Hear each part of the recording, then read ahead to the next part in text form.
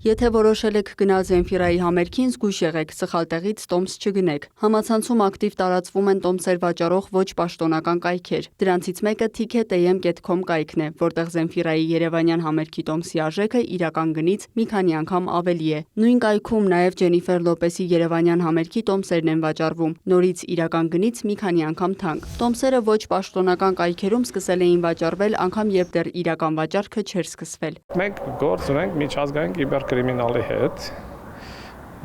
Իրենք ուղղակի անընդհատ ինտերնետը որոնում են, երբ որ տեսնում են օրինակ ինչ-որ մի աստղ գաստրոլներ է սկսում, ցանկը ունեն ու արդեն երկրից երկիր սկսում են այս կեղծիքները ստեղծել, գովազդել եւ այլն։ Համերգները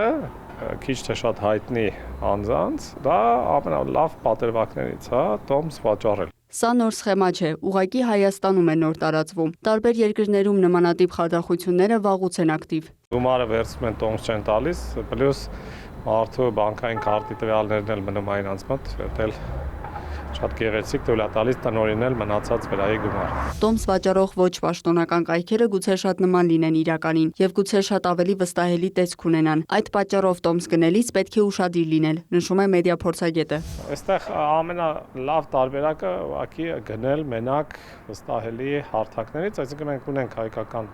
մի քանի տոմս վաճառող կայքեր, որոնց մասին մարդիկ տեղյակ են ու այստեղ կարևոր է, որ դրանք .am տիրույթում են, սովորաբար խաբեբաները .am-ից հեռու են մնում, որովհետև գիտեն, որ այստեղ շատ արագ կարող է հայտնաբերվի ու արգելափակվի, որտեղ Հայաստանը տնօրինում է այդ դոմենային տիրույթը։ Մեդիա փորձագետը նաև նշում է, որ սովորաբար հայտնի մարդիկ ունենում են իրենց պաշտոնական կայքը, որտեղից հնարավոր է տոմս գնել կամ տեսնել հղումներ, որտեղ վաճառվում են տոմսերը։ Լիանա Խաչատուրյան, Արտակ Գևորգյան, լուրեր։